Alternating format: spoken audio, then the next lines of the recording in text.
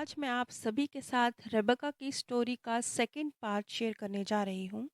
Rebecca की इस story के माध्यम से हम समझने की कोशिश कर रहे हैं कि किस तरीके से जो प्रॉब्लम्स आपकी लाइफ में आती हैं उन्हें आपने चूज़ किया है और क्यों किया है।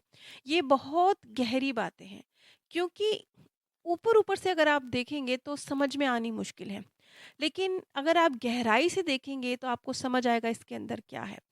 रेबेका ने बहुत डीप, मतलब उसे खुद भी नहीं पता था, वो खुद भी नहीं जानती थी कि किस गहरे एक पेन को वो अपने अंदर लेकर आई थी पास्ट बर्थ से। अब ये क्या था और क्यों उसके जीवन में ये घटना घटी, इसका उसकी पास्ट लाइफ से कनेक्शन है।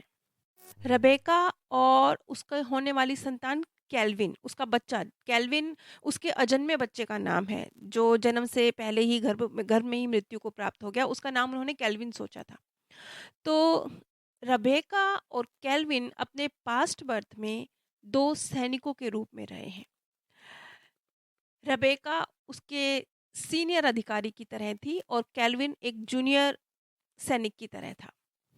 लेकिन उस बर्थ में भी इन दोनों के बीच में, केल्विन और रेबेका के बीच में, इतनी मधुर सी प्यारी सी बॉन्डिंग थी। उनका कोई आपस में खून का रिश्ता नहीं है, लेकिन भावनात्मक तौर पे बड़ा प्यारा सा रिश्ता था। सीनियर होते हुए भी वो, यानी रेबेका के लिए केल्विन उसके पुत्र समान था। एक युद्ध के दौरान एक सीनियर अधिकारी होने के नाते रेबेका को कुछ निर्णय लेने थे और उसने केल्विन का युद्ध क्षेत्र में जाकर सामना करने, कि वो सामना करेगा शत्रुओं से, इसका डिसीजन लिया। और उस युद्ध क्षेत्र में केल्विन की मृत्यु हो गई। अब रेबेका, वैसे देखा जाए तो एक अधिकारी के तौर पे उसके फैसले में गलती नहीं थी, लेकिन रेबेका जो कि उस वक्त में एक पुरुष सैनिक के रूप में है, आज वो एक महिला रेबेका के रूप में है, लेकिन उस वक्त वो पुरुष के रूप में थी। एक सैनिक होने के नाते भी उसके अंदर एक भावनात्मक जो रिश्ता था केल्विन के साथ, एक पुत्र समान था उसके लिए केल्विन। तो उसे इस बात का दर्द था कि कहीं उसी ने तो गलत फैसला नहीं ले लिया। उसने ही तो केल्विन को युद्ध क्षेत्र में भेजकर वही तो उसकी मृत्यु की वजह नहीं बनी। ऐसा नहीं था। क्यों? क्योंकि केल्विन का उस वक्त मृत्यु का समय तय था। यदि वो उस समय नहीं भी मरता तो भी उससे कुछ महीनों बाद उसका जो मृत्यु की दूसरी तारीख थी वो आने वाली थी। यानी केल्विन का जो वो पास्ट बर्थ था उसमें उसकी मृत्यु की शायद वो पहली तारीख रही होगी। अपनी मृत्यु की दूसरी तारीख जो उसकी कुछ ही महीनों बाद थी वो आने वाली थी। और केल्विन यदि इस युद्ध क्षेत्र में ना भी जाता तो भी 7 से 8 महीने के बाद मृत्यु को प्राप्त हो ही जाता। लेकिन रेबेका ने अपने सबकॉन्शियस माइंड में इस बात को फीड कर लिया था कि उसी का गलत डिसीजन था। केल्विन चला गया और इस हादसे के लगभग 10 साल बाद खुद रेबेका की भी उस बर्थ में मृत्यु हो गई। और सोल वर्ल्ड में जब केल्विन और रेबेका की एक बार फिर से मुलाकात हुई तो केल्विन के पहले शब्द थे रेबेका को कि आप किसी गिल्ट में ना रहें, आप मेरी मृत्यु के लिए जिम्मेवार नहीं थे। और वो जो एक हैवी नेगेटिव कनेक्शन आपने अभी भी पकड़ा हुआ है अपने साथ, उसे जाने दीजिए, उसे छोड़ दीजिए। अपने माइंड में दोबारा जाइए और अपने आप को हील कीजिए। एक बार फिर से वो लाइफ टाइम देखिए, यानी अपना पास्ट बर्थ देखिए और अपने उस दर्द को रिलीज कीजिए। वो सत्य नहीं है। आप मेरी मृत्यु के लिए कसूरवार नहीं हैं। ये केल्विन के लफ्ज़ हैं सोल वर्ल्ड में रेबेका को।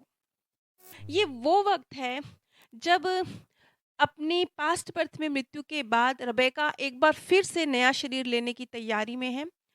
उसके मार्गदर्शक और जो और उसकी लाइफ में आने वाले जो आत्माएँ हैं, उन सब का रोल निर्धारित किया जा रहा है। इस सब में एक्चुअल में केल्विन का कोई रोल नहीं था। केल्विन जो कि उसका अजन्मा बच्चा है, उसका कोई रोल नहीं था। लेकिन रेबेक्का ने पास्ट बर्थ में जो एक नेगेटिव गिल्ट बिना वजह के अपने अंदर भर लिया था कि मैं ज़िम्मेवार हूँ, मेरी वजह से उसकी मृत्यु हुई। अब देखिए, एक संस्कार गलत है, गलत संस्कार है, गलत भावना है, अपने अंदर डेवलप कर ली रेबेका ने।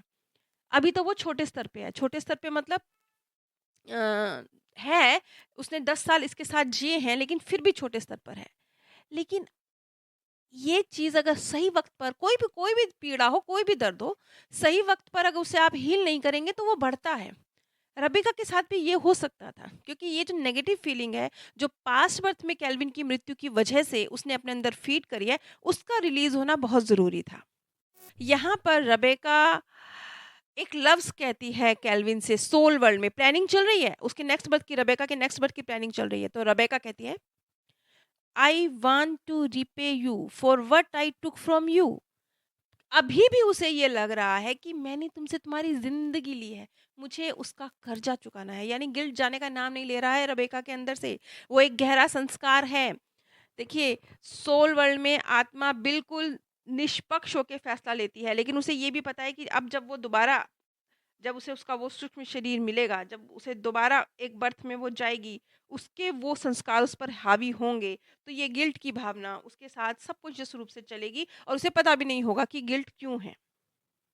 तो जैसे एक फोड़ा होता है ना, तो वो फोड़ा जब पूरा पक जाता है, उसमें मवाद भर जाती है, फिर वो फूट जाती है, निकल जाती है, एकदम हल्का हो जाता है, खत्म। तभी फिनिश होता है, पहले भरता है तभी खत्म होता है।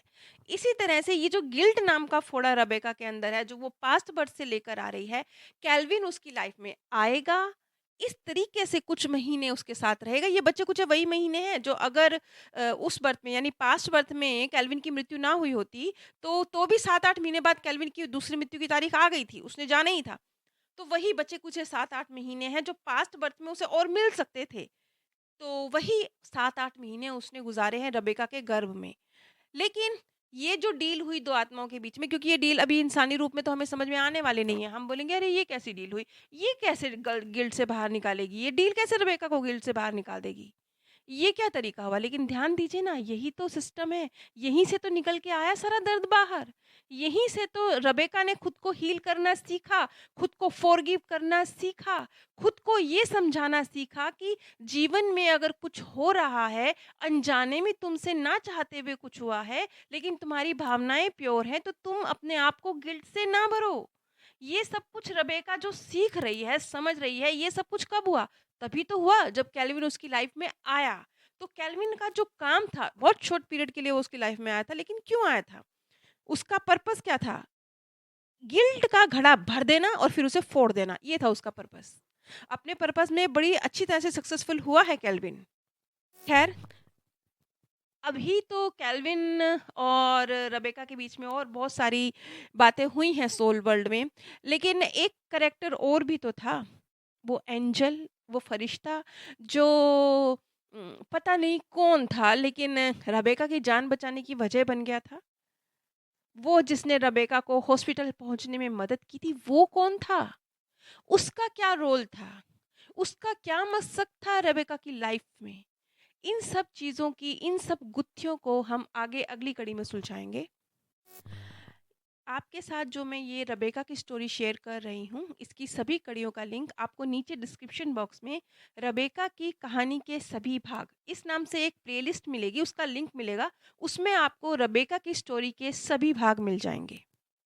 आप प्लेलिस्ट में भी जाएंगे तो भी आपको रेबेका की स्टोरी के सभी भाग और इसके अलावा भी जितनी भी सत्य घटनाओं पे आधारित कहानियों का निर्माण किया गया है, उन सब के लिंक भी आपको उसी प्लेलिस्ट में मिल जाएंगे। आप सभी पर परमात्म सौंदर्य, प्रेम और आनंद सदैव बरसता रहे। आप सभी दिव्य परम धाम में स्थान प्राप्त करें।